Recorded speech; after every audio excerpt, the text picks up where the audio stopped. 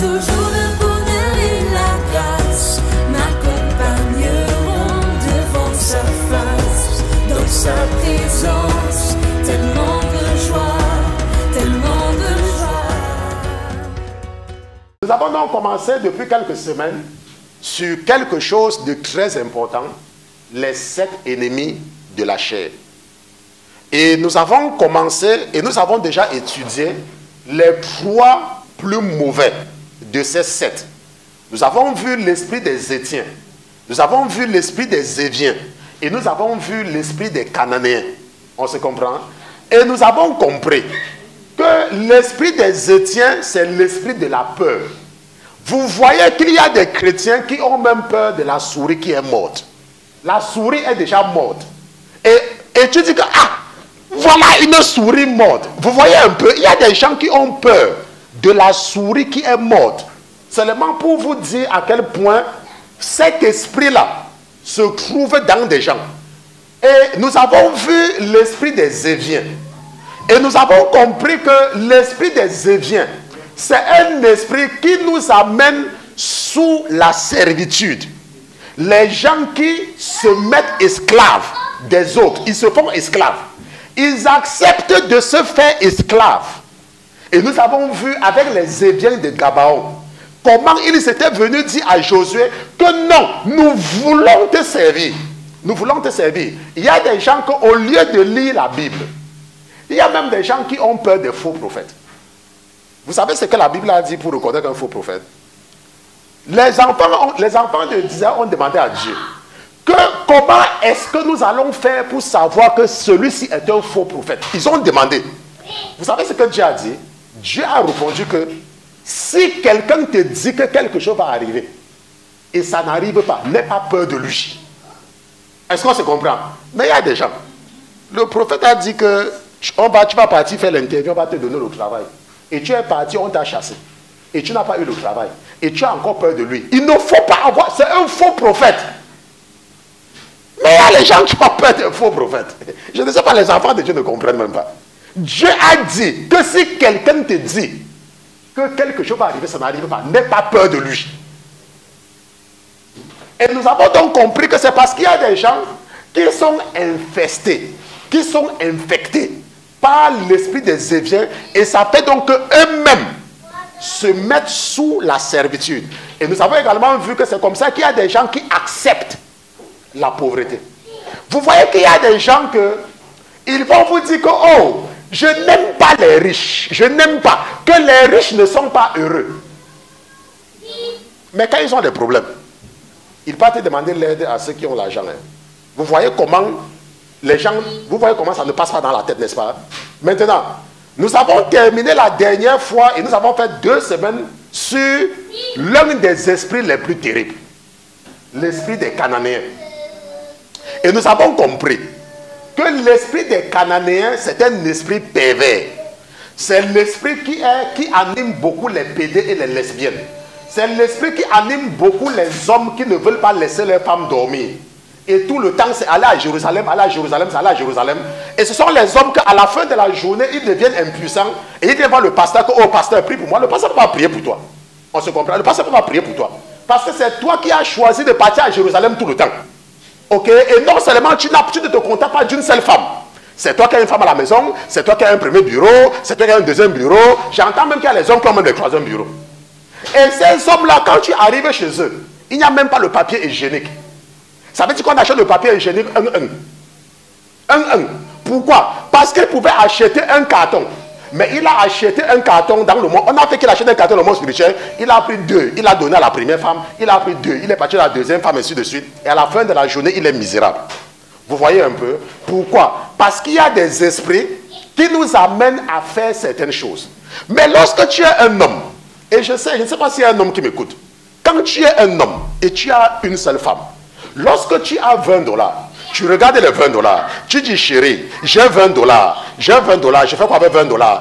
Elle dit, achète le papier hygiénique, tu achètes le carton, tu viens, tu mets à la maison. Et c'est comme ça que tu n'as pas de problème. Mais je ne sais pas, il y a les hommes. Je ne sais pas s'il y a les femmes qui ont un corps différent que les autres. Moi, quand j'ai étudié l'anatomie, je sais qu'il y a 2 sexes. Le mâle et la femelle. Mais il y a les hommes qui vont, je ne sais pas, où ils voient autre chose, oh, je ne sais pas. Nous avons également compris que l'esprit des Cananéens, c'est un esprit de domination. Et surtout les femmes qui aiment trop dominer sur leur mari. C'est un esprit. Vous avez compris, nous avons étudié cela pendant 2 semaines. Vous voyez qu'il y a des femmes que ça ne dépend pas de ce qu'on va faire pour qu'elles écoutent leur mari. Je ne sais pas comment on va faire l'affaire là. Même si le pasteur prêche sur ça n'importe comment.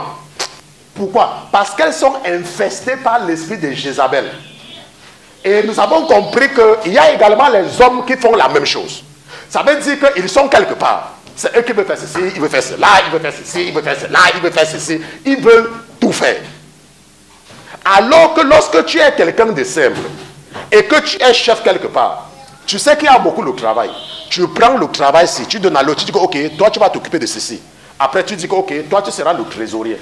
Ok, toi tu seras le responsable de ceci. Toi, tu seras... Mais il y a les gens, ils sont présidents, ils sont trésoriers, ils sont délégués, ils sont machin, trucs, ils sont ceci, ainsi de suite, ainsi de suite. C'est un esprit. Ok, c'est l'esprit de Jézabel. Et c'est l'esprit des Cananéens. On se comprend. Maintenant, aujourd'hui, quelqu'un dit aujourd'hui. Quelqu'un dit qu'aujourd'hui. Que quelqu'un dit qu'aujourd'hui, nous allons étudier l'esprit des Girgasiens. On se comprend? Quelqu'un dit Girgasiens. Nous allons étudier l'esprit des Girgasiens. Et je sais que les gens vont se retrouver dans l'esprit des Girgasiens. Les gens vont beaucoup se retrouver dans l'esprit des Girgasiens. Maintenant, tonton Pierre, nous allons faire comme nous faisons souvent. Nous allons partir dans le livre de Deutéronome. Vous voulez savoir, quand vous demandez à un catholique de prononcer Deutéronome, il dit Dotoro. Il dit Dotoro. Il faut demander Dotoro. Moi-même, quand je venais de venir à Christ, Deutéronome, là, j'ai souvent le Deutéronome. Hein. Vous savez que quand vous êtes dans la mariologie et que vous êtes un marien, vous dites Dotoro.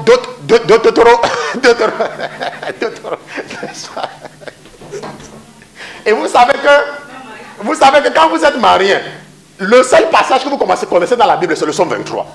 L'Éternel est mon berger, je ne manquerai de rien. Et ce qu'ils font, c'est que quand ils attendent le carême, ils disent qu'ils sont en train de jeûner. On dit qu'il faut faire le carême. Vous savez comment on fait le carême là-bas? On dit, ok, si tu aimes la viande, arrête de manger la viande pendant 40 jours. Ça, c'est ton jeûne là-bas. Et le diable est méchant. Hein. Et il faut manger, ouais, si tu aimes le poisson, tu manges la viande pendant le carême. Et il y a une sœur qui me disait que lorsque une marienne a un copain, pendant le carême, elle dit que, ok, attends, on va se retrouver après le carême.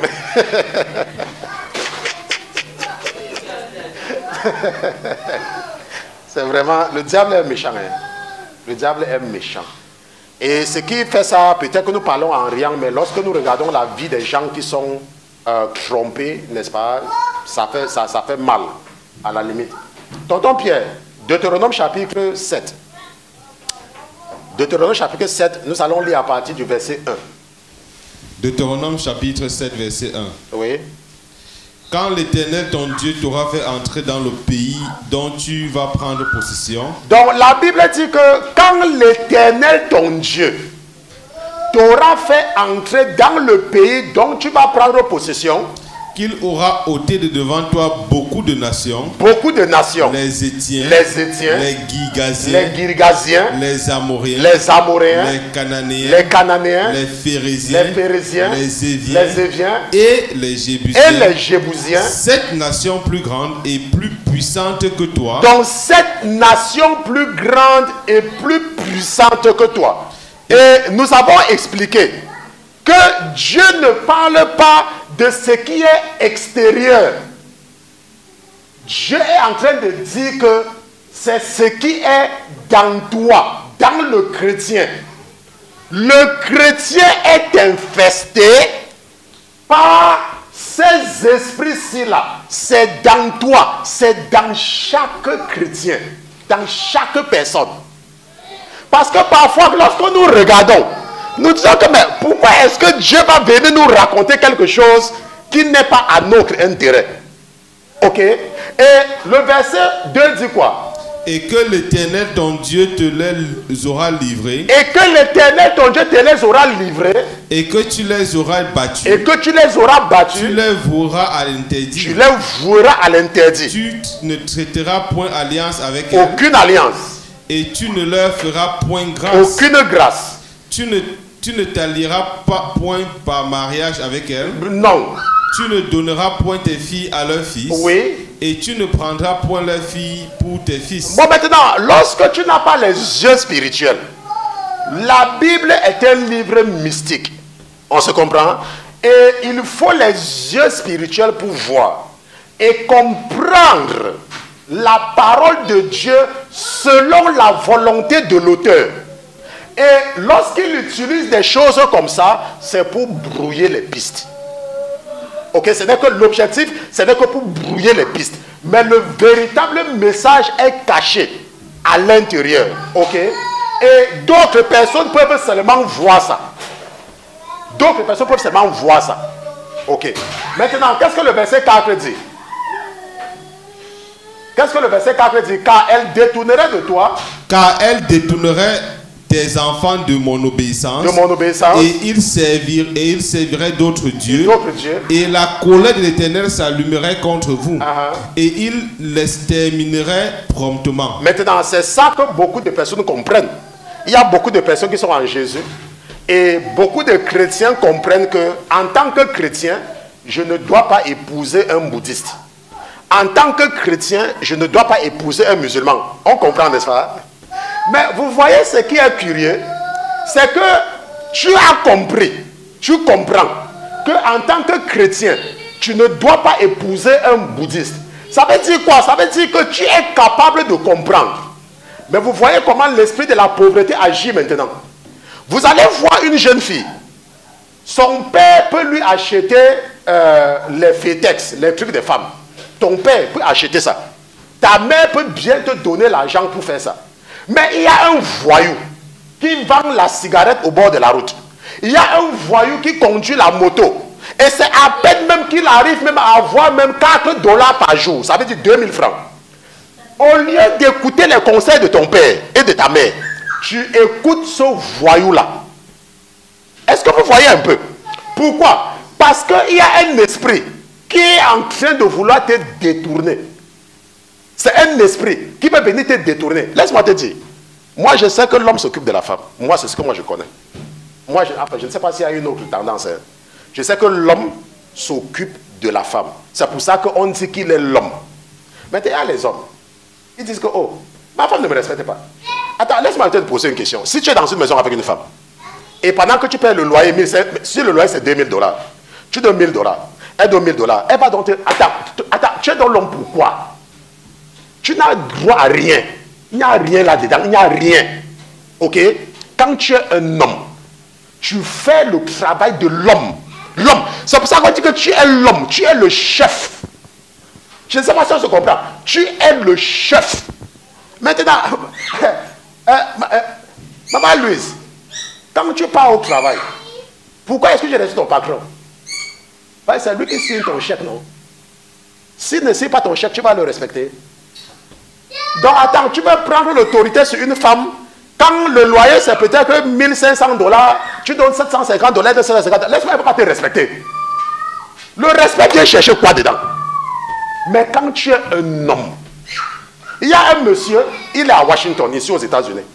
Je me rappelle très bien. L'autre affaire là, hein, il me suit même. Je vais raconter ta part d'histoire parce que Dieu utilise tout ça pour nous édifier. Un temps, il venait me dire que, oh, ma femme ne m'aide pas pour payer le loyer. Ma femme, je lui dis que laisse. Il dit que non, je ne laisse pas. Elle fait plus d'argent que moi, je ne laisse pas. J'ai dit laisse. Il ne voulait pas laisser, n'est-ce pas? Vous savez ce qui s'est passé? À cause de ça, elle a quitté le mariage. Et elle est partie. Vous savez ce qui s'est passé? Quand elle est partie vivre au Texas. Maintenant, là, il fallait maintenant qu'il voyage chaque fois pour aller lui rendre visite. Et il dépensait maintenant l'argent dans les billets d'avion, n'est-ce pas? Maintenant, il est parti dire à la femme, là, ok, j'ai oublié le problème là, revient. Les gens sont bêtes. Hein? Et maintenant, elle habite encore, mais elle ne paie toujours rien. Mais il a fallu qu'il souffre toute la souffrance là. Maintenant, le verset 5 dit quoi? Mais vous agirez ainsi à leur égard. Vous agirez ainsi à leur égard. Je ne sais pas pourquoi c'est en noir.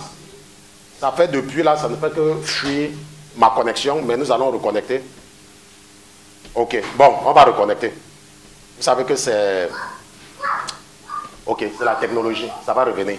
Ok, maintenant, la Bible dit que quoi? Mais vous agirez ainsi à leur égard. Vous démolirez leurs autels. Vous démolirez leurs autels. Vous briserez leurs statues. Leurs statues. Vous abattrez leurs emblèmes d'Asherah. D'Asherah. Et vous brûlerez au feu leurs images taillées. C'est l'autre là qui m'amuse beaucoup avec les gens. Il y a les gens que, tonton Pierre, ils prennent une statue qui ne marche pas. C'est eux-mêmes qui portent la statue. Hein. Ils portent la statue, ils partent, ils mettent quelque part. Ils se mettent à genoux devant la statue qu'ils ont portée. Maintenant, si c'est toi qui portes la statue pour aller déposer quelque part, attends, donc maintenant, ce que toi tu portes, ça ne peut pas se traverser, ça ne peut pas marcher. Donc ce que tu as porté va faire quelque chose pour toi. Vous voyez comment les gens ont un problème quand on dit que tu es spirituellement endormi. C'est toi qui portes. Je me rappelle lorsque le Seigneur m'appelait. Vous savez que j'étais dans le catholicisme et j'aimais beaucoup, quand j'achetais une chaîne, vous savez que les catholiques aiment beaucoup la croix.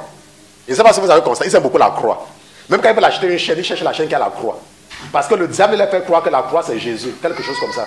Il y a même d'autres que non seulement ils achètent la croix, ils achètent même les croix qui ont un Jésus qui est toujours sur la croix. Jésus est sur la croix, je ne sais pas comment il va t'aider quand il est sur la croix. Alors que Jésus a quitté la croix depuis. N'est-ce pas? Jésus a quitté la croix depuis. Mais eux, ils ont toujours un Jésus qui est sur la croix. Et j'avais donc toujours le chapelet. Et vous savez que le chapelet que le diable donne aux gens, ça brille la nuit. Je ne sais pas si vous avez constaté ce qu'est utilisé le chapelet. C'est fait avec un matériau que la nuit, ça brille. Et quand tu éteins la lumière dans la chambre, on voit ça, n'est-ce pas? Et lorsque le Seigneur m'a appelé, quand il travaillait sur moi, il s'était arrangé pour que le prophète ne me parle jamais de ça. Le prophète Georges ne m'a jamais parlé de ces choses-là. Mais le Seigneur voulait que je voie ce qui se passe par moi-même. Et c'est comme ça qu'un temps, je me suis rendu compte que quand je mettais le chapelet sur le mur, là où je dormais. Vous voyez, vous dormez, n'est-ce pas? Et le chapelet est là. Maintenant, pour vous, c'est la protection, non? Mais c'est là où j'avais les rêves les plus terribles. Comment je mangeais dans la nuit, comment on venait me donner à manger, comment j'avais des cauchemars. Et quand le Seigneur a commencé à me nettoyer, j'ai retiré toutes ces choses-là, j'ai jeté. Je me suis rendu compte que mes rêves étaient beaucoup plus paisibles. Verset 6. Car tu es un peuple consacré à l'Éternel ton Dieu. Oui. L'Éternel ton Dieu t'a choisi, oui, afin que tu lui sois un peuple particulier. Afin que tu lui sois un peuple particulier. D'entre tous les peuples qui sont sur la face de la terre. D'entre tous les peuples qui sont sur la face de la terre. Verset 7. Ce n'est pas parce que vous étiez plus nombreux que les autres peuples. Ça, c'est mon verset favori dans la Bible. Que l'Éternel s'est attaché à vous. Exactement. Et vous a choisi. Oui. Car vous étiez le plus petit de tous les peuples. Moi, le verset C, j'aime le verset C. Ça, c'est mon... Non, l'Esprit dit que non. Tu avais dit que c'est nombre 23, 23. Bon, aujourd'hui, je change. Pasteur, mais vous changez de verset favori tous les jours. Ça, maintenant, c'est mon verset favori. Nombre 7, 7. Deutéronome 7, 7. Quelqu'un dit que le pasteur a changé de verset favori. Le pasteur a changé. Aujourd'hui, Maman Elisabeth, maintenant le pasteur, son verset favori maintenant c'est Deutéronome 7, 7. Si vous voulez, vous partez m'accuser. Avant c'était nombre 23, 23. Maintenant c'est Deutéronome 7, 7. Vous savez pourquoi j'aime le passage ici? C'est parce qu'il y a des gens qui pensent qu'ils dépassent les autres. Il y a des gens qui pensent qu'ils dépassent les autres. La Bible dit clairement que ce n'est pas parce que vous étiez plus nombreux que l'Éternel vous a choisi. Parce que quoi? Parce que d'abord même, vous êtes le plus petit. Mais pourquoi l'Éternel vous a choisi? N'est-ce pas? La Bible dit que, mais c'est parce que l'Éternel vous aime. Il ne faut jamais croire que tu dépasses quelqu'un. La seule raison pour laquelle tu crois en Jésus, c'est parce que Dieu t'aime. Ce n'est pas parce que tu fais quelque chose. Laisse-moi te dire. Si c'est pour faire quelque chose là, hein, tu es un... Nous avons vu ici, là, quand le Seigneur voulait nous aider à comprendre sur les animaux, non? La Bible dit que le juste prend bien soin de son animal. N'est-ce pas? Mais vous allez voir les chrétiens en Afrique. Le chien dort dehors. Le chien. Vous allez voir qu'en Afrique, les chiens dorment dehors. Vous allez voir qu'en Afrique, on nourrit les porcs avec la nourriture qu'on a jetée dans les restaurants. C'est avec ça qu'on nourrit les porcs. En Afrique, même parfois, même certaines personnes de même les caca au porc pour manger. Mais la Bible nous a dit que le juste a soin de sa bête. Et qu'est-ce que nous voyons chez les Blancs? Il y a l'hôpital pour les animaux. Il y a le jour des bénédictions. J'ai pris une photo un jour, j'ai envoyé à votre soeur. Je passais devant une église des Blancs. Et c'était le jour de la bénédiction des animaux.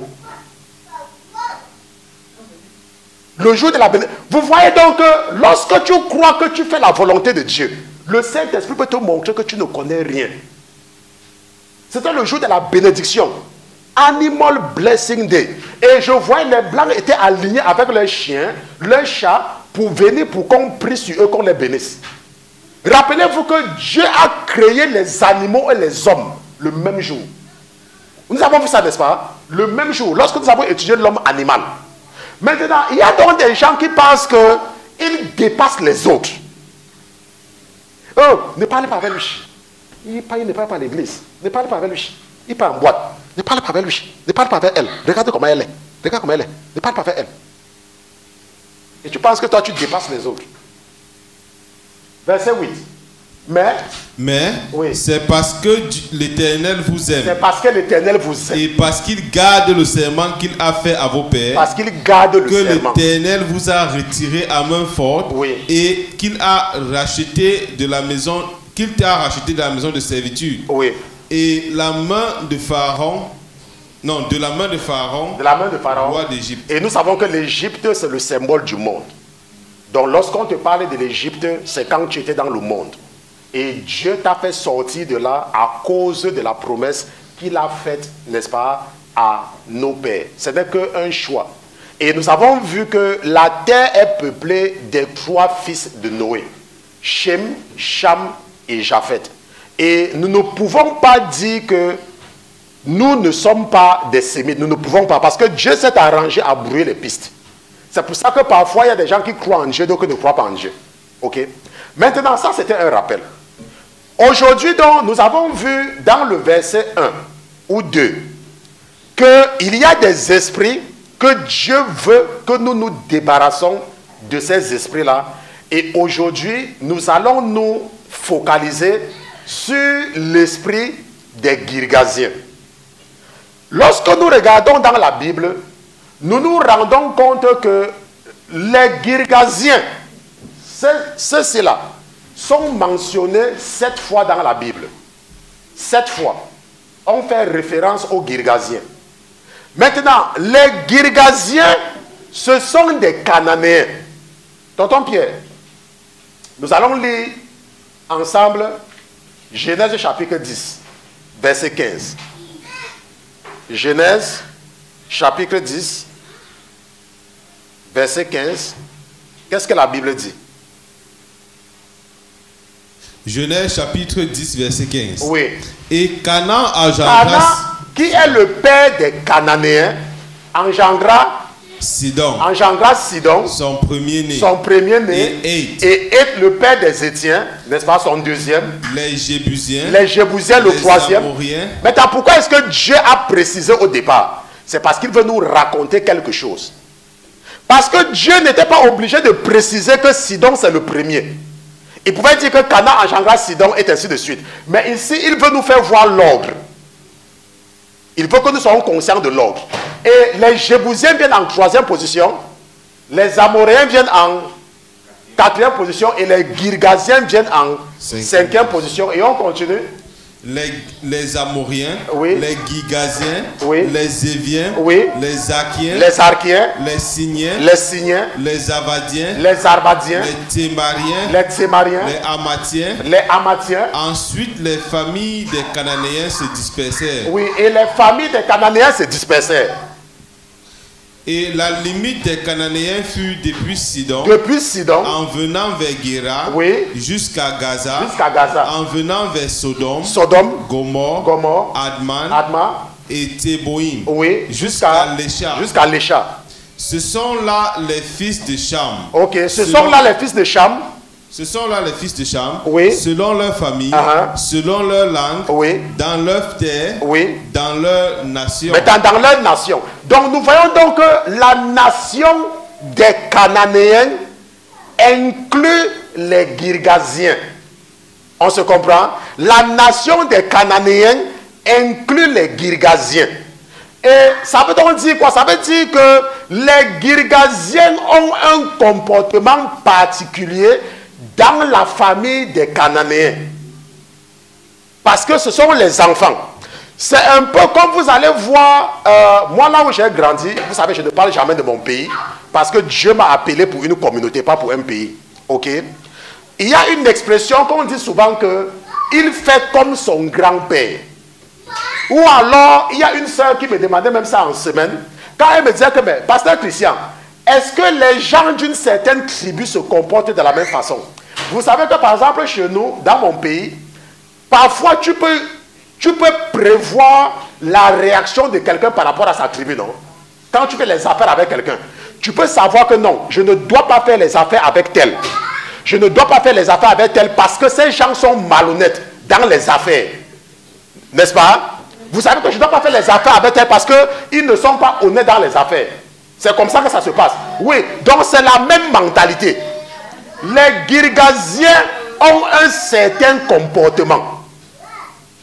Moi, là où j'ai grandi, dans le quartier où j'ai grandi, les hommes, les garçons, les jeunes garçons, à partir d'un certain âge, ils commençaient à s'adonner à l'alcool.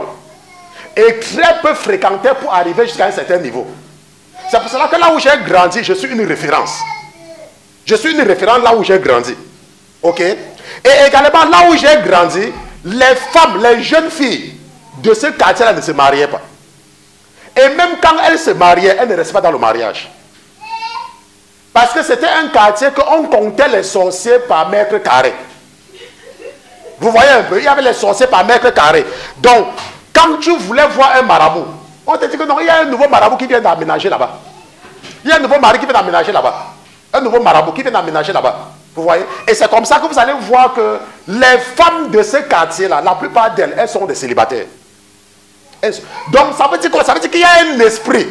Et l'esprit que nous sommes en train de voir aujourd'hui, c'est l'esprit des Girgasiens. Et vous allez comprendre très bien. Maintenant, que veut dire Girgasien? Je pense que le Seigneur m'a montré quelque chose cette nuit, parce que j'ai tellement cherché à comprendre l'esprit des Girgasiens que j'ai fini par comprendre. Et c'est pour ça que je vous ai raconté en début, n'est-ce pas, ça fait pas partie de l'enregistrement. Ok, on va mettre ça à côté. Maintenant, ce qui se passe, c'est quoi? C'est que les Girgasiens, lorsque nous regardons dans la Bible, on les mentionne 7 fois. C'est 7 fois. Dans la réalité, c'est 6 fois. Parce que dans le livre de Josué, il y a un endroit où on les appelle plutôt les Girgasiens. Donc, si vous faites la recherche dans la Bible en français, ça va vous donner 6 résultats. Mais dans la Bible en anglais, ça va vous donner 7 résultats. Maintenant, lorsque nous regardons les Girgasiens, nous avons vu que Dieu, dans le livre de la Genèse, nous a dit que quoi? Que Sidon était le premier-né. Et lorsque nous comptons, nous nous rendons compte que les Girgasiens sont les 5e. N'est-ce pas? Dans la lignée des Cananéens. Il y a des gens qui ne comprennent pas Dieu. Parfois, quand le Seigneur me permet de vous enseigner, c'est parce que pendant très longtemps, il y avait les gens qui connaissaient tout ce qu'ils connaissaient dans la Bible. C'est que les femmes doivent porter le pantalon, les femmes doivent avec les faux cheveux, les femmes... C'est tout ce qu'ils connaissaient dans la Bible. Quand on parlait de la partie là, n'est-ce pas? Oh, les femmes doivent prier avec le foulard sur la tête, machin, truc. Donc quand on sort dans certains cadres, elles ne comprennent plus l'autre là. C'est trop compliqué parce que je ne comprends plus. Mais si vous voulez que vous ne compreniez, le commérage. Non, il ne faut pas porter, il ne faut pas porter ça. D'abord, la Bible a dit que... Oh, ce n'est pas ça la Bible. Il ne faut pas être limité dans la connaissance. La Bible dit que c'est la volonté de Dieu que nous grandissons en connaissance. C'est sa volonté, que nous devons grandir dans la connaissance. Si tu ne grandis pas dans la connaissance de Dieu, le paradis, tu peux oublier.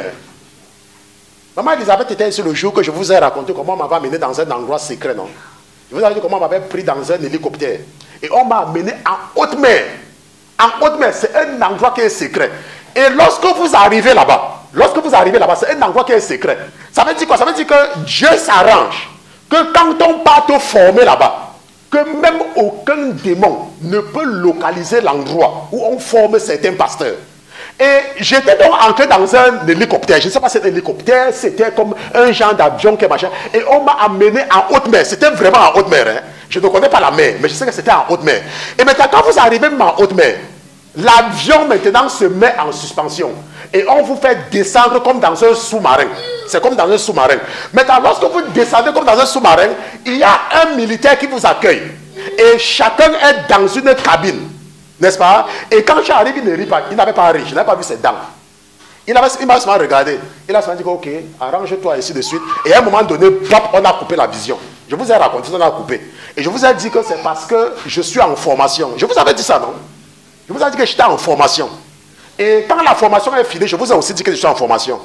Et depuis ce jour-là, vous vous êtes rendu compte qu'il y a des choses que je dis que je ne disais pas avant. Ok? Parce que c'est la volonté de Dieu que tu comprennes la Bible.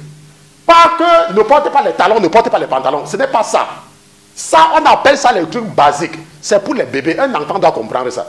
Mais quand tu grandis dans le Seigneur, tu dois comprendre. Parce que comment est-ce que tu vas vivre au paradis si tu ne comprends pas les choses spirituelles? Comment est-ce que tu vas vivre? Puisque les gens qui partent là-bas, ce sont les gens qui ont compris.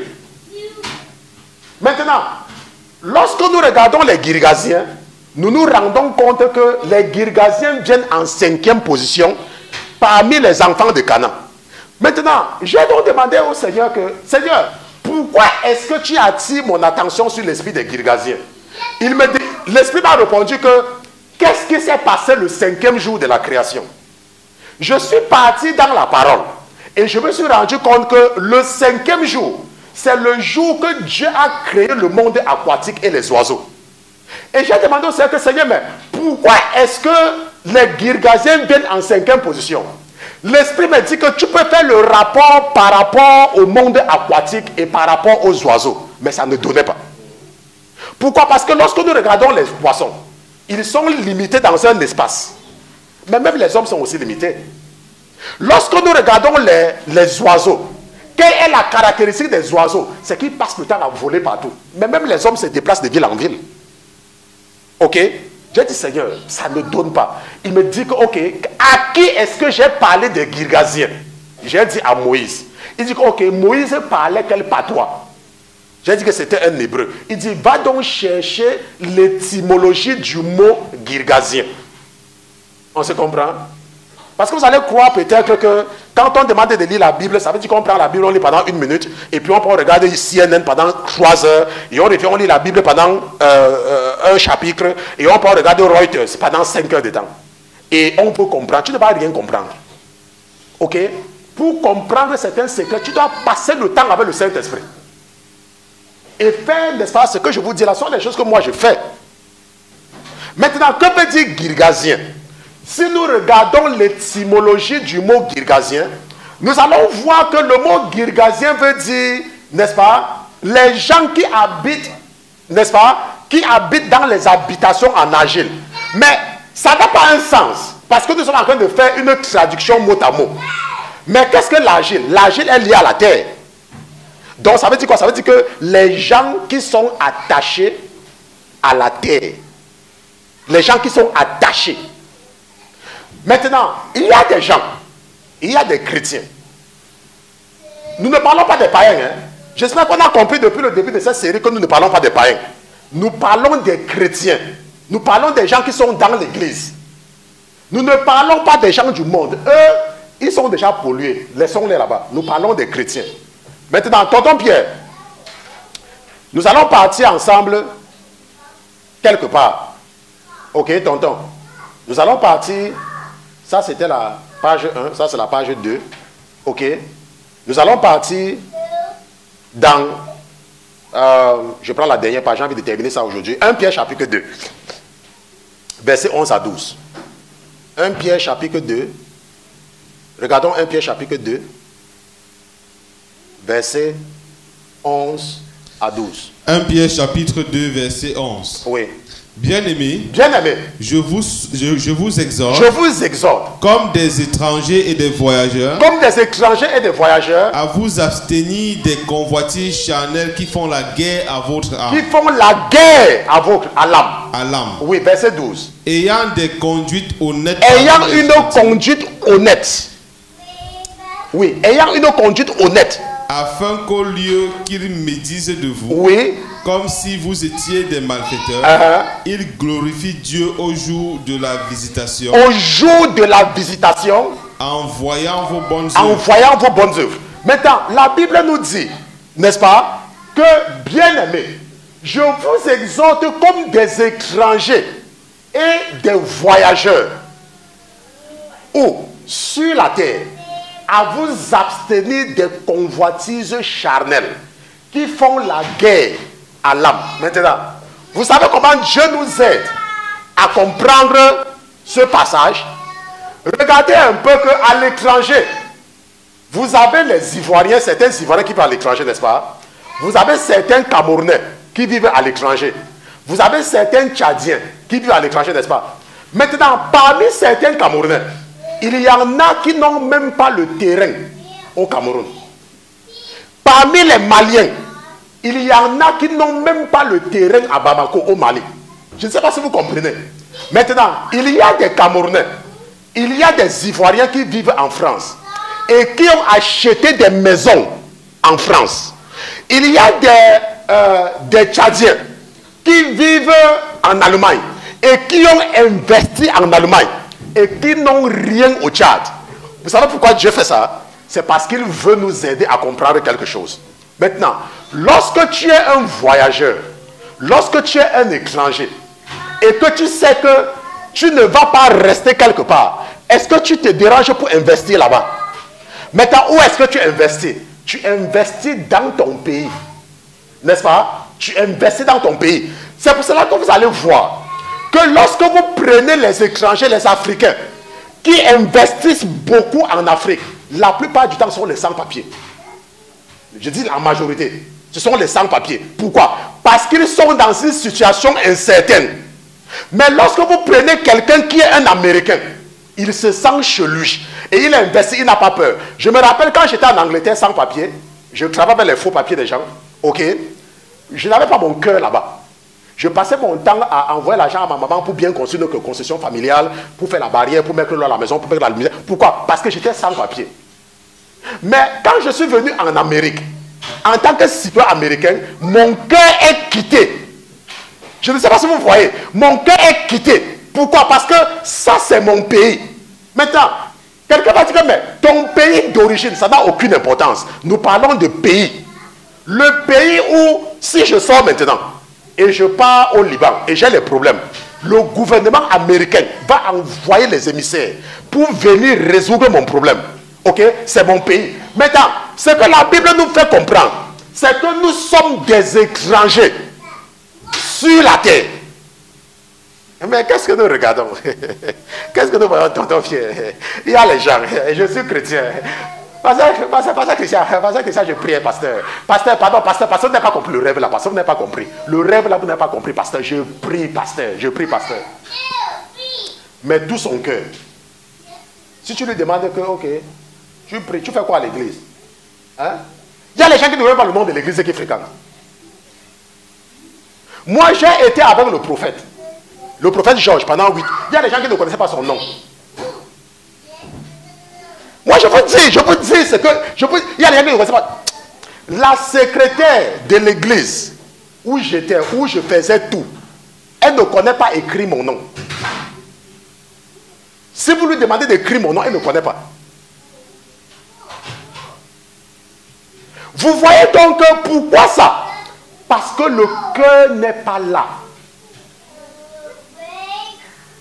L'esprit des Girgasiens, ils sont attachés à autre chose. Ils sont attachés aux choses de la terre, pas aux choses de l'esprit. Comment est-ce que vous allez m'expliquer? Moi, je travaille avec une de vos soeurs 24 heures sur 24. Parce qu'à tout moment, nous avons quelque chose à parler par rapport au ministère. Maintenant, supposons, je ne connais pas le nom de son mari, je ne connais pas le nom de son enfant, je ne connais même pas là où elle habite, je ne connais pas. Il y a des pasteurs comme ça. Tu sais qu'il y a des pasteurs comme ça. Tu leur demandes, moi je vous dis, moi, vous savez que moi je parle trop, non? C'est pas pour ça que le Seigneur me fait des révélations. Si vous demandez au prophète, là où j'étais, de lui, vous donner le nom de mes enfants, il ne va pas vous donner. Pourquoi ça? Parce que vous voyez que lorsque vous n'êtes pas attaché aux choses du ciel et que vous êtes charnel, ça veut dire que c'est l'église, c'est le programme de l'église, on a servi dimanche, après ça on va partir faire ceci, la chorale doit chanter, machin truc dessus des montées, machin truc. Il n'y a pas de relation. Tu ne connais même pas le nom du Père. Je ne dis pas que tu dois connaître que tout le monde est dans ton église. Mais il y a les gens qui ne connaissent même pas les noms.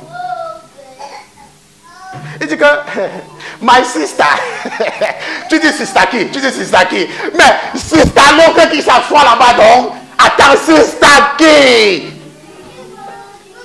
Brother, my brother. On dit brother qui? Brother, tu ne connais pas le brother là? Il s'asseyait souvent sur la chaise qui est ici derrière. Mais pourtant vous venez dans la même église depuis. Dans la même église. Maman Louise, je dis dans la même église. On demande, est-ce que tu sais même que l'autre a perdu sa femme? On dit qui? On dit que mais le frère là non. Le frère là non. 5 ans dans la même église.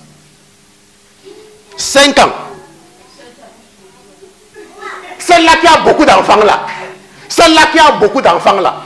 Vous voyez donc il y a des gens qui ne se comportent pas comme des voyageurs. Il y a des gens qui ne se comportent pas comme des étrangers. Ça veut dire que l'esprit des Girgasiens est un esprit qui amène les gens à s'attacher aux choses de la terre. La maison, la voiture, le travail, les enfants, le mariage, les choses comme ça. Et vous voyez que leur vie tourne autour des choses charnelles. Je vous exhorte à vous abstenir des convoitises charnelles. Il y a des gens que dans le corps de Christ, c'est leur type. Oh, je suis Osha, je suis diacône, Moi, j'ai été dans les églises comme ça. Vous allez entendre, oh, mon mari est diacône, mon mari est, oh, ma femme est women leader. Deaconess, my husband. C'est ma husband, n'est-ce pas? Deaconess, machin truc. Vous voyez que lorsque tu es infesté par l'esprit des Girgasiens, tu es limité. Ça veut dire que Tonton Pierre, allons un peu dans Colossiens chapitre 3. Colossiens chapitre 3. Colossiens chapitre 3. Oui, lisons à partir du verset 1. Verset 1. Oui. Si donc vous êtes ressuscité avec Christ. La Bible dit que si donc vous êtes ressuscité avec Christ. Cherchez les choses d'en haut. Cherchez les choses d'en haut. Où Christ est assis à la droite de Dieu. Où Christ est assis. La Bible dit que si donc vous êtes ressuscité avec Christ, cherchez les choses d'en haut. Affectionnez-vous aux choses d'en haut. Affectionnez-vous aux choses d'en haut. Et non à celles de la terre. Et non à celles de la terre. Car vous êtes morts et Bible... votre vie est cachée avec Christ. Quand tu viens à Jésus, tu meurs. Mais il y a les gens. Ah, pasteur Christian, prions pour mon père. Mon père est malade, pasteur, vraiment mon père il est malade, pasteur. C'est la seule fois que la personne m'a dit de prier pour quelqu'un. La personne n'est jamais venue te dire, oh pasteur, prions pour tel frère parce que j'ai l'impression que le frère a besoin de prière. Vous savez quand la personne fait un rêve sur un frère, quand tu rêves qu'on est venu te donner à manger dans le rêve, tu te lèves le matin, tu dis que c'est le diable, n'est-ce pas? I cancel it, j'annule, au nom de Jésus, au nom de Jésus. Maintenant, parce que toi tu as vu que c'était le démon. Maintenant, tu vois un rêve sur ton frère, que ton frère est venu mettre quelque chose devant ta maison. Tu es là le matin, je savais que c'est un sorcier. Dieu m'a montré. Il est venu mettre le clou devant ma maison. C'est lui. Attends, donc quand ce sont ça, c'est ce qui est mauvais. Que c'est les démons, tu annules. Mais quand c'est ton frère de l'église, c'est vrai. Vous voyez comment les gens, je ne sais pas, les gens, il y a quelque chose, il y a un boulon qui ne tourne pas dans leur tête. Mais dans la Bible, elle dit que quoi? Que nous devons nous affectionner aux choses d'en haut. Mais il y a des chrétiens. Il y a des chrétiens. Tonton Pierre, il y a des chrétiens. Moi, je ne sais même pas comment ils sont. Verset 4. Mais quand Christ, Oui. qui est votre vie, paraîtra, alors vous serez assis, vous serez manifestés. vous serez manifestés avec lui dans la gloire. Ça veut dire quoi? Ça veut dire que un jour, je vais demander à quelqu'un de venir me filmer quand je suis au travail. Je vais vraiment demander, je sais pas, je vais trouver le temps un jour de donner la caméra à quelqu'un pour venir me filmer quand je travaille.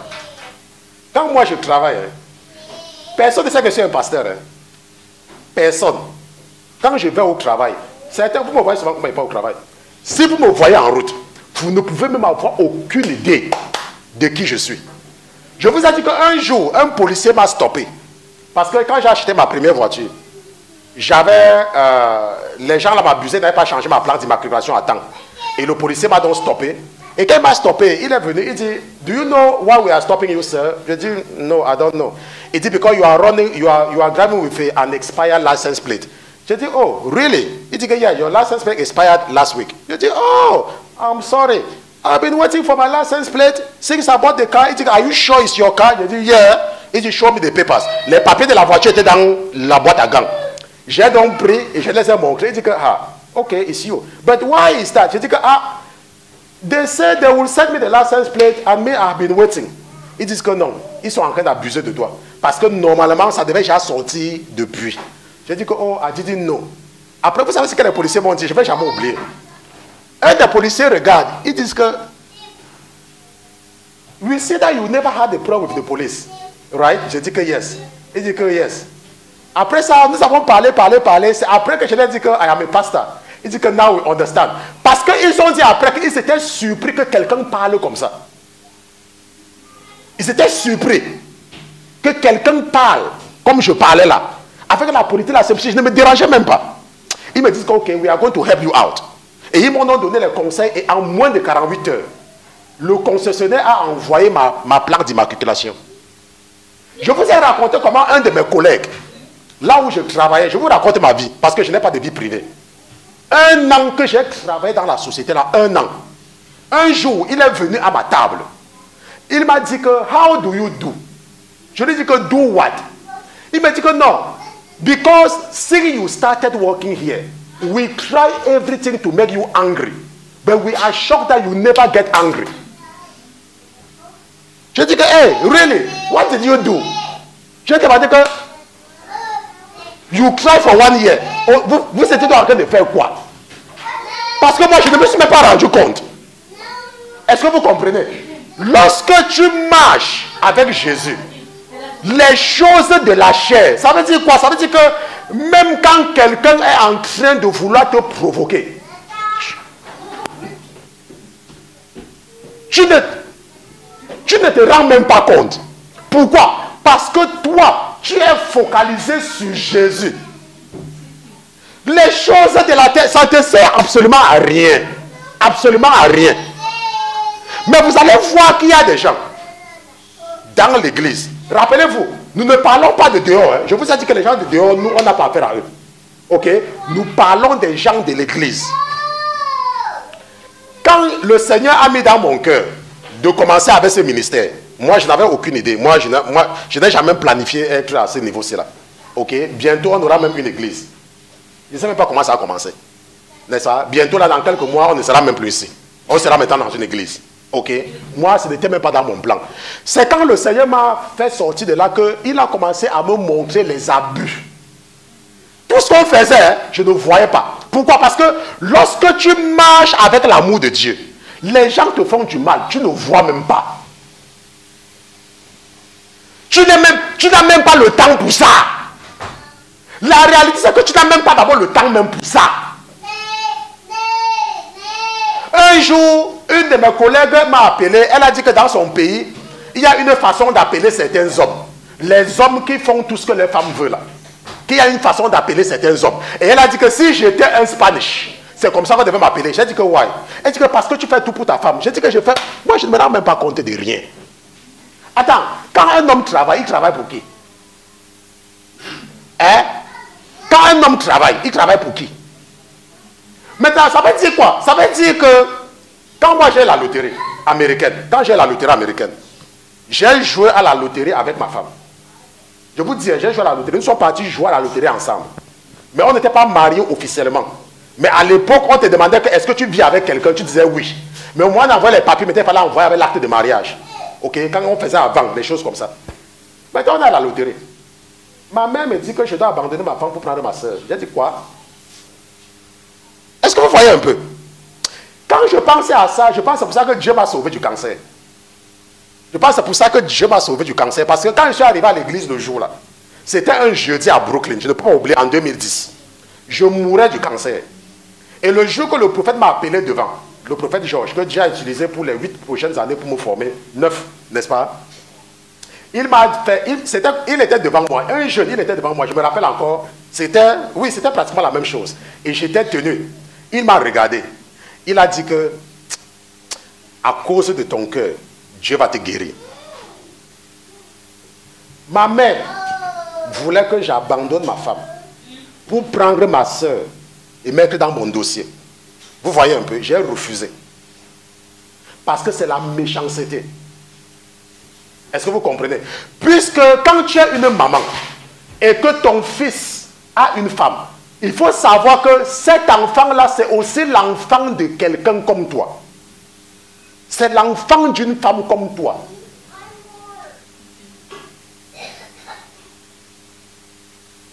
Maintenant, ce que nous voyons donc, c'est que lorsque tu es rempli de l'Esprit de Dieu, tu penses seulement du bien des gens. Il n'y a pas quelque chose de mauvais que tu penses par rapport à quelqu'un.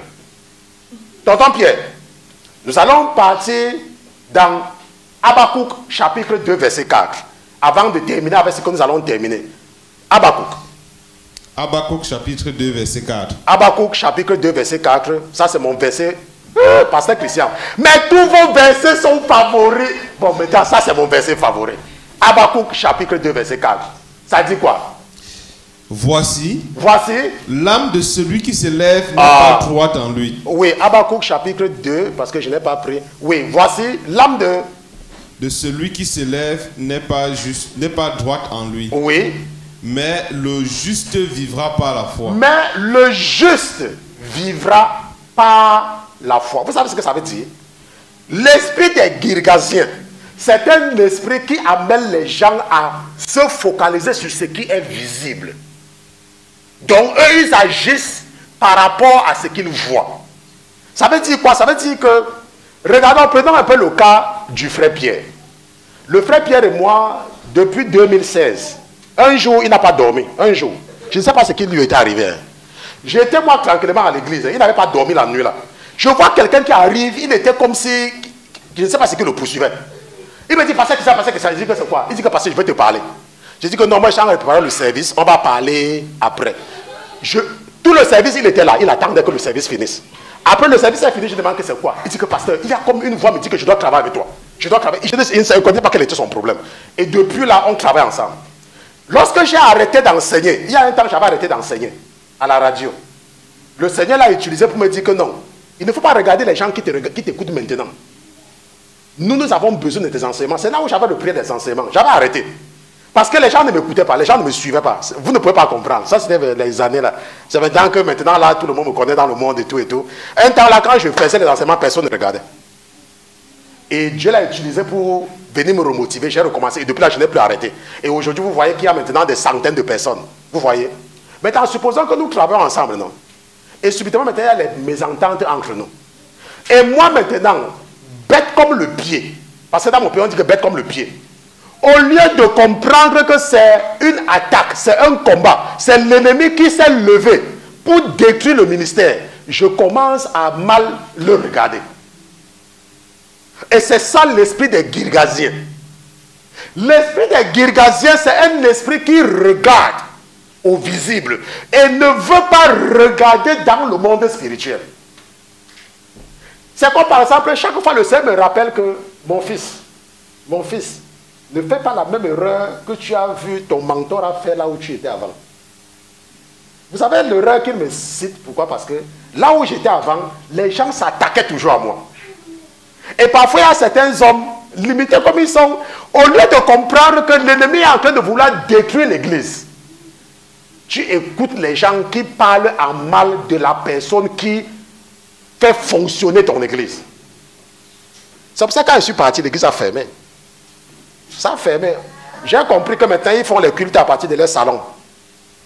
Avec le téléphone qui est placé devant eux. Mais pourtant, si j'étais là-bas, c'est qu'ils font des trucs avec des trucs sophistiqués. Moi, je suis un ingénieur. Je devais mettre tout ça sur pied. Mais quand on partait dire quelque chose au pasteur, il croyait. On partait lui dire que Christian a fait quelque chose, il croyait. Et à force de croire, le diable a fait dans son cœur, jusqu'à ce que je suis parti. Parce que si Dieu te donne une femme, et tu t'occupes mal d'elle, elle va partir. Regardez ce que la Bible dit. Hein. Il y a les gens qui ne comprennent pas. La Bible dit que Dieu hait le divorce, n'est-ce pas? Mais est-ce que Dieu a dit qu'il hait la séparation? Si tu maltraites une femme, elle peut partir. Seulement ce que Dieu dit, c'est que comme elle est partie, elle ne doit pas se remarier. Mais elle peut partir. Donc si Dieu te donne un mari, et ton mari te parle, tu n'écoutes pas, il peut te chasser. Ce n'est pas un problème, puisque tu ne fais que l'embêter. Il va te chasser. Parce qu'il y a deux options. Soit Dieu te frappe avec la mort, soit il met dans le cœur de ton mari de te chasser. Et il te chasse. On se comprend. Maintenant, ce que nous sommes en train de voir, c'est que la Bible dit que le juste vivra par la foi. Je ne sais pas pourquoi mon truc s'est arrêté. N'est-ce pas? Ça s'est arrêté subitement. N'est-ce pas? Le juste vivra par la foi. Ça veut dire que quand tu es un chrétien, tu ne dois pas marcher par rapport à ce que tu vois. Un chrétien marche par rapport à la parole. Le chrétien. Donc, lorsque la parole de Dieu te dit quelque chose et te fait des promesses, toi le chrétien, tu marches par rapport à ça. Prenons un exemple. La Bible dit dans le livre de l'Exode que si tu écoutes la voix de mon ange, j'ôterai la maladie du milieu de toi, n'est-ce pas? C'est ce que la Bible dit. Maintenant, toi, tu te lèves le matin. Tu te lèves le matin, par exemple, après, tu te rends compte que tu as mal ici, là. Tu fais comme ça ne va pas. Ça ne va pas. Mais toi, tu sais que tu as une bonne vie. Pas une bonne vie par rapport à toi. Hein. Toi, tu sais que tu fais ce que tu dois faire. Tu vas à l'église, tu payes ta dîme, tu donnes tes offrandes, tu es respectueux quand le pasteur parle, tu pries chaque fois, machin, truc. Mais il y a quelque chose qui est en train de... Ça ne va pas. Mais ce que tu dis, c'est que quoi? C'est que Dieu a dit que si je marche selon sa parole, qu'il ôtera la maladie. Satan, tu sais quoi? Ce que tu as fait de faire là, tu te déranges, je me lève, je ne vais pas au travail. Je me lève, je m'en vais au travail. Mais, tu vas venir à l'église. D'abord même, c'est toi qui regardes la chaussure du pasteur quand il est entré. Quand le pasteur a fini de prêcher, tu appelles maintenant les gens. Mais il a sapé. Hey, notre agent. Hey, il y a les gens. Je remercie le Seigneur d'avoir fait de moi un ingénieur. Hein, parce que je sais que l'autre côté là, les gens ne pensent même pas à ça. N'est-ce pas? Quand le prophète a acheté la voiture, il me dit que Christian, Dieu m'avait demandé d'acheter la voiture avant de commencer l'église. Je dis, mais pourquoi? Il me dit que parce que si j'avais acheté la voiture après avoir commencé l'église, les gens allaient dire que c'est l'argent de l'église que j'ai utilisé pour acheter la voiture. C'est comme moi. Moi, j'ai une Toyota Highlander. Moi, j'ai acheté ça avant de commencer le truc. Donc, quelqu'un peut dire que oh, c'est l'argent de l'église qu'il utilise pour conduire la voiture. J'ai pris... D'abord, mais vous donnez même combien? Vraiment. Tonton, terminons avec 2 Corinthiens chapitre 5. 2 Corinthiens chapitre 5. C'est là-bas que nous allons terminer. Avec l'esprit des Girgasiens aujourd'hui. Qu'est-ce que la Bible dit? 2 Corinthiens chapitre 5. 2 Corinthiens chapitre 5. Oui, nous allons lire à partir du verset 1. Nous savons en effet que si cette tente... si cette tente, Oui. Notre demeure terrestre Notre demeure terrestre est détruite. est détruite. Nous avons dans les cieux un édifice qui est de Dieu, Qui est de Dieu. une maison Une éternelle maison qui éternelle. n'est point faite de main d'homme. Maintenant, est-ce que vous comprenez ce que ça veut dire? Je vous ai expliqué ça plusieurs fois. La Bible dit que le corps-ci là, ce n'est qu'une tente que nous utilisons pour être sur la terre. On se comprend? Mais malheureusement, les gens, ceux qui sont infestés par l'esprit des Girgasiens, passent le temps à plus entretenir cette tente-ci.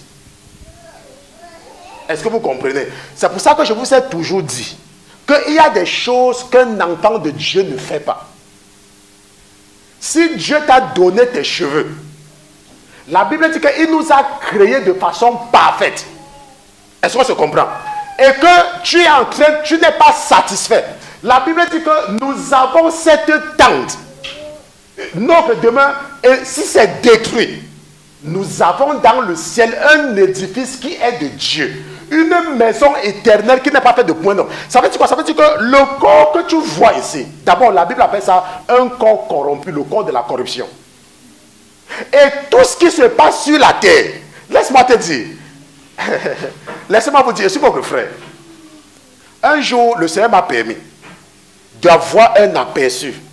Un aperçu, je sais que c'était même rien. Et ce que moi j'avais vu, c'était seulement le tribunal céleste. Mais il y a des gens que, quel que soit ce qu'on leur dit, si par exemple tu ne comprenais pas le français, et que quelqu'un t'avait dit ceci en anglais, le diable allait dire que non, tu n'as pas bien compris.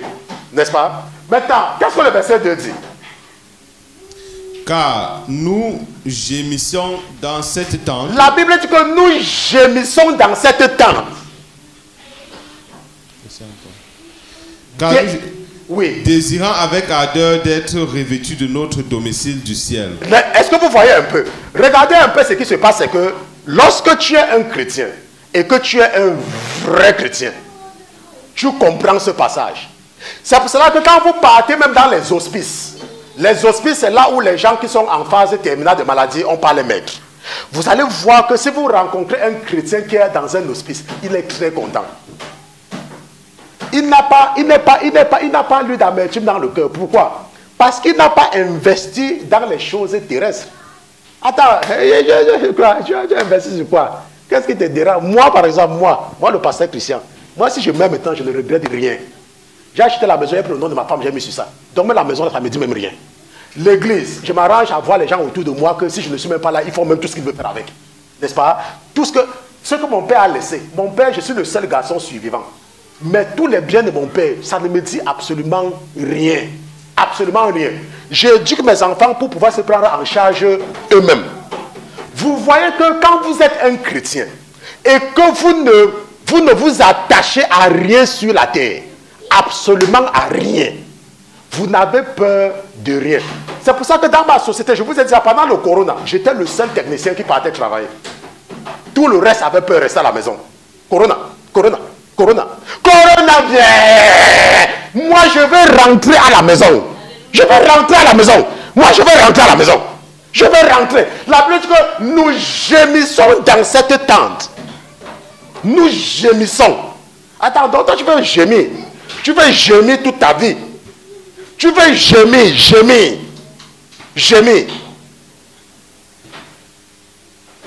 Désirant avec ardeur d'être revêtu de notre domicile du ciel. Nous avons une maison au ciel. Si nous n'avions pas une maison au ciel, c'est que votre frère que je suis n'est pas là pour vous parler. Parce que j'étais mort. Je marchais avec les résultats de mes examens. Quand j'ai commencé l'évangélisation, je prenais souvent les résultats de l'examen. Parce qu'il y a les gens qui sont incrédules. Je leur montrais les résultats de mes examens, comment le cancer avait envahi mon corps. Mais il y a les gens, quand on les parle, leur projet, c'est sur les maisons. Leur projet, c'est sur les voitures. C'est sur ceci. Laisse-moi te dire, la Bible nous dit que même Abraham avait abandonné Sarah. Abraham est parti seulement quand il a entendu que Sarah est morte. Il est parti aussi au deuil. Et la Bible dit qu'il a acheté un terrain là où on va l'enterrer. On a lu ça, non? Mais il y a les gens. Viens à l'église. Mon mari va qu'il prie. Mon mari va qu'il prie. Ma femme, pasteur. Mon mari a fait ceci, pasteur. Pasteur, laisse-moi te dire. La Bible dit qu'à la résurrection, il n'y aura ni mari ni femme. À la résurrection. Qu'est-ce que la Bible dit au verset 4? Car nous qui sommes dans cette tente, nous gémissons sous le poids. Parce que nous souhaitons non d'être dépouillés, mais d'être revêtus, afin que ce qui est mortel soit absorbé par la vie. Et celui qui nous a formés pour cela, c'est Dieu qui nous a aussi donné les arts de son esprit. Oui, verset 6. Nous sommes donc toujours pleins de confiance. Oui. Et nous savons que quoi? Que pendant que nous habitons dans ce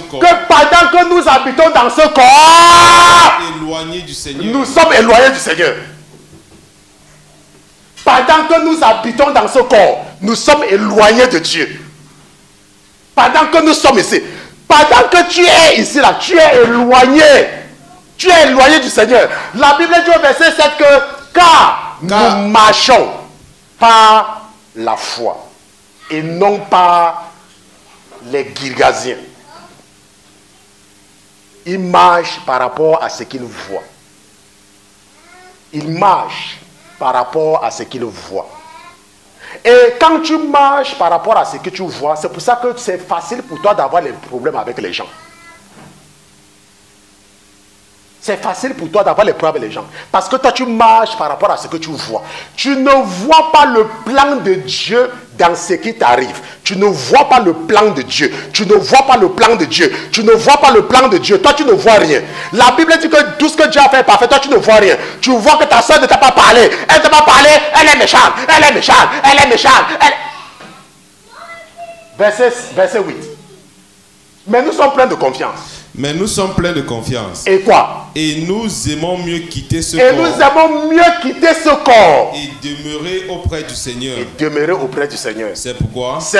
Nous nous efforçons de lui être agréable. Soit que nous demeurions dans ce corps. Soit que nous délogions. Car il nous faut tous comparaître devant le tribunal de Christ. Je suis votre frère, hein? Ça j'ai vu. Ça, le tribunal, si au ciel, il y a un tribunal. Dieu est le juge. Il est assis sur un trône. Et le tribunal qui est au ciel, vous voyez les anciens tribunaux allemands là, n'est-ce pas? Les tribunaux allemands, c'est comme ça. On n'a pas construit les tribunaux là au hasard. Hein? C'est un modèle céleste. Dieu est assis sur le trône. Et le tribunal, c'est comme le juge, comme vous voyez là. Je sais pas, comme vous voyez. Pas comme les tribunaux des Amériques là. Ça, c'est, je dis les tribunaux allemands là. C'est comme ça. Afin que chacun reçoive quoi? Selon le bien ou le mal qu'il aura fait étant en son corps. Et vous comprenez? Selon le bien étant en son corps. C'est pour ça que la Bible dit dans le livre d'Apocalypse que, n'est-ce pas? Heureux dès à présent les morts qui meurent dans le Seigneur, car ils se reposent et quoi? Et leurs œuvres font quoi? Leurs œuvres les accompagnent. Leurs œuvres les accompagnent. Heureux les morts qui meurent dans le Seigneur, dit l'Esprit, car ils se reposent et leurs œuvres les accompagnent. Maintenant, la question que tu dois répondre, c'est que maintenant, quelles sont tes œuvres? Quelles sont tes œuvres? C'est la question que tu dois te poser. Quelles sont donc mes œuvres? Quelles sont mes œuvres? Quelles sont mes œuvres? Mon collègue un jour s'est levé et il me parlait fort. Il dit que oh, je travaille ici depuis 5 ans. Je travaille ici depuis 5 ans. Ma chèque est montée. J'ai dit écoute, je m'en fous si tu travailles ici depuis 5 ans. Ce n'est pas mon problème. Tu peux même travailler ici mais après même 50 ans. Mais on ne me parle pas n'importe comment. Il croyait que je blaguais. La nuit, les démons sont venus bien le fouetter. Il s'est retrouvé aux urgences. Et après, il a même quitté la société. La Bible dit que les œuvres, nos œuvres, les œuvres, c'est lui là qu'il appelle le fou. Il a déjà quitté. Verset 11. C'est là où on devait m'arrêter au verset 10. Sachant donc quoi? Sachant donc que la crainte qu'on doit au Seigneur, oui. nous persuadons les hommes. Nous persuadons les hommes. Oui. Et Dieu nous connaît. Et j'espère que dans vos consciences, vous connaissez aussi. Vous nous connaissez aussi. N'est-ce pas? Comme ce n'est pas fini, on parle là où ça finit avec le point. Car nous ne nous recommandons pas de nouveau auprès de vous. Oui. Mais nous vous donnons occasion de vous glorifier à notre sujet, afin que vous puissiez répondre à ceux qui se glorifient du dehors, oui. Et non du cœur. Oui, et non du cœur, n'est-ce pas? Donc ce que nous retenons de l'esprit des Girgasiens, c'est que les Girgasiens, les gens qui sont infestés, les chrétiens qui sont infestés de l'esprit des Girgasiens, ce sont des chrétiens qui s'accrochent aux choses charnelles. Les postes dans l'église, les maisons, les voitures, le mariage, je ne sais pas, n'importe quoi. Ok? Les gens qui s'accrochent. Les gens qui s'accrochent aux choses de la terre. Et quand tu t'accroches aux choses de la terre, tu sais ce qui se passe? De temps en temps, tu quittes Jésus, après tu reviens à Jésus, tu quittes Jésus, tu viens à Jésus. Quand ton travail marche bien et que tu n'as plus aucun problème au travail, pour te lever le dimanche pour venir à l'église, le corps pèse. Ah, je vais partir dimanche prochain. Après, quand dimanche prochain vient, ah, je vais partir dimanche prochain. Mais dans le jour que ton patron te parle mal au travail, ah, on commence le service à quelle heure? On commence le service. Tu es le premier devant la porte de l'église. N'est-ce pas? L'esprit des Girgasiens. Les Girgasiens. On se comprend. Et nous ne devons pas, n'est-ce pas, faire que Dieu nous rejette à cause, n'est-ce pas, de cet esprit-là. La Bible dit que nous devons vouer à l'interdit cet esprit. Et la Bible nous a dit que le juste vivra par la foi. Le juste vivra par la foi. Habakkuk chapitre 2 verset 4. Ok? Le juste vivra par la foi. Le juste vivra par la foi. Nous allons nous lever, nous allons prier.